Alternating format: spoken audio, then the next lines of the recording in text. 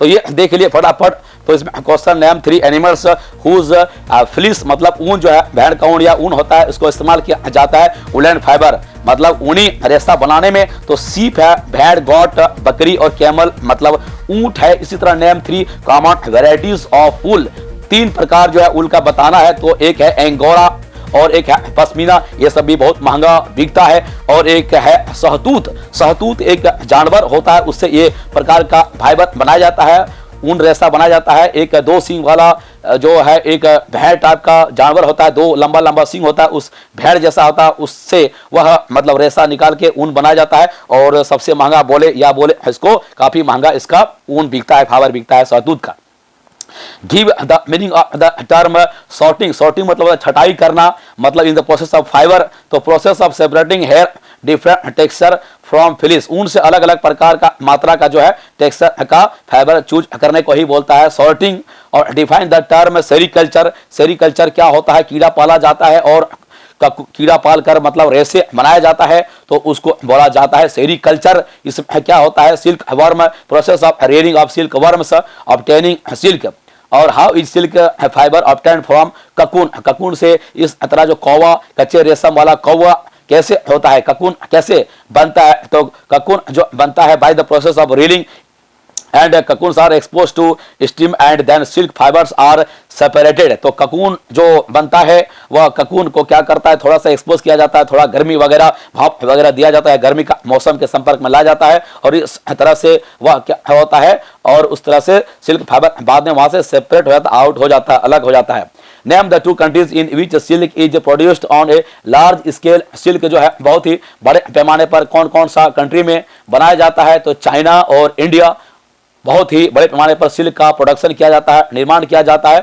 How do, next question, woollen cloth keep us warm in winter. तो हम लोग जानते हैं कि जो वुलन क्लॉथ होता है उसके बीच में उसका जो कंस्ट्रक्शन होता है उसमें गैपिंग होता है, गैपिंग होने के चलते, और वो जो ऊल होता है, wool is a bad conductor of heat, conduction नहीं करता, हीट को ट्रांसफर करने में मतलब अच्छा कंडक्टर नहीं होता, परेशानी उत्पन्न करता है। तो हीट जो होता है शरीर से बाहर नहीं निकल पाता है, इस तरह से बॉडी का पार्ट जो शरीर के अंदर गर्म रहता है। तो वुलन जो क्लॉथ होता है is good for keeping warm in the body in winter. तो ठंडे के मौसम इस प्रकार से अच्छा होता है woollen cloth. Describe the purpose of scouring, सफाई या परिशोध होता है, SCOURING scouring in the production of wool. इसको वूल के प्रोडक्शन में मतलब क्या पर्पज है, स्काउरिंग मतलब सीधा सा बात है, उसको मतलब रिफाइंड किया जाता है, ठीक साफ सुथरा किया जाता है। तो इसमें जो गंदगी वगैरह रहता है, ग्लिच वगैरह, तेल या चिपचिपा पदार्थ रहता है, तो उसमें उस श्रेड से मतलब कतरानी टुकड़ा या रेशा से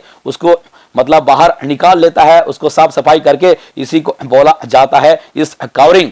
state the practical uses of the along short yarn threads obtained during the making of wool। तो ऊल बनाने के समय में इसका प्रैक्टिकल यूज जो अलग अलग आकार होता है उसके बारे में बताना है। The longer threads are usually needed to make sweaters, mufflers, caps, gloves, socks. तो लंबा जो थोड़ा सा इसमें जो थ्रेड्स होता है इसका इस्तेमाल बनता है स्वेटर, ग्लव्स इत्यादि बनाने में, और इसमें यही चीज है। Write a short note on the rearing of a silk worm, short note बनाना विद्यार्थी को सिल्क वर्म जो रियरिंग करता है, जो कीड़ा पाला जाता है उसके बारे में लिखना है। तो इसमें जो फीमेल सिल्क मॉथ होता है, कीड़ा जो कीड़ा होता है, जो जिम्मेदार होता है, जो बनाता है ये फाइबर बनाता है, तो उसको पाला जाता है और वो अंडा देता है, अंडे से सिल्क वर्म निकलता है। उसके बाद वह मलबरी जो पत्ता होता है, पौधा सहतूत का वृक्ष जो पत्ता होता है उस पर वह मतलब चिपक जाता है और रहता है, और वहां से सिल्क वर्म जो होता है वो कीट जो होता है वह सिक्रेट करता है, मतलब स्रावित करता है, लिक्विड छोड़ता है जो कि हवा के संपर्क में आता है और वह फाइबर के रूप में फिर टाइट होकर बन जाता है और वही वहां से धागा प्राप्त किया जाता है। और ये जो फाइबर बनता है ये प्रोटीन से बनता है। कैटरपिलर जो लार्वा होता है उसमें वह मतलब कंट्रीब्यूशन करता है बनाने में फाइबर में, तो उसको अपने आप को ढक लेता है पूर्ण रूप से वहां पर जो फाइन फाइबर से। इस प्रकार से जो फीमेल सिल्क मॉथ होता है, कीट होता है, वह अंडे देता है और मलबरी सहतूत, मलबरी मतलब होता है सहतूत, सहतूत का पत्ती पर वे बैठता है और सिल्क वर्म जो उसका सिल्क वर्म होता है, कीड़ा होता है, वह सिक्रेट करता है लिक्विड जो कि बाद में हवा के संपर्क में आके मजबूत हो जाता है, वह रेशा बनाता है। इस प्रकार से कैटरपिलर उसमें भाग लेता है। वो जो कीड़ा होता है हरा टाइप का, उसको कैटरपिलर बोला जाता है, और अपने आप को पूर्ण रूप से ढक लेता है वो फाइन फाइबर से। और this covering is called a cocoon, और यही कवरिंग को ककून भी बोला जाता है। तो ककून क्या है? कैटरपिलर जो है फाइन कवर से अपने आप को ढक लेता है, इसको ककून भी बोलते हैं। Describe the different stages in the life cycle of A silk moth. यह बहुत ही आसान है, इसको डिटेल्स में भी लिखा जा सकता है शॉर्ट में। इसमें सबसे पहला अंडा देता है और सिल्क वर्म उसका जो कीट बनता है, फिर उससे ककून बनता है, और ककून से फिर वह मॉथ बन जाता है। तो ये हम लोगों ने देखा इस प्रकार से एक सिल्क वर्म, ककून और मॉथ, बाद में चल के वह कीड़ा बन जाता है। और ये प्रोसेस होता है मतलब सिल्क वर्म बनने का। तो कहने का मतलब है कि ये देखिए, ये क्वेश्चन आंसर में बिल्कुल एक क्रैश कोर्स टाइप का और बहुत ही फटाफट रिव्यू कर दिया बॉस, विद्यार्थियों को मोटिवेट करने के लिए और माइंड मेकअप करने के लिए। ये तो देखिए पढ़ाई का तरीका बिल्कुल नहीं होता है। ये इस प्रकार का क्रैश कोर्स फायदा किसके लिए है? जो साल भर बहुत अच्छा तरीका से पढ़ाई किए हैं उनके लिए है।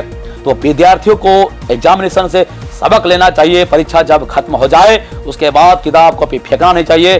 परीक्षा खत्म होते ही नेक्स्ट क्लास का सिलेबस का तैयारी तुरंत साथ ही साथ कर देना चाहिए, समय बर्बाद नहीं करना चाहिए।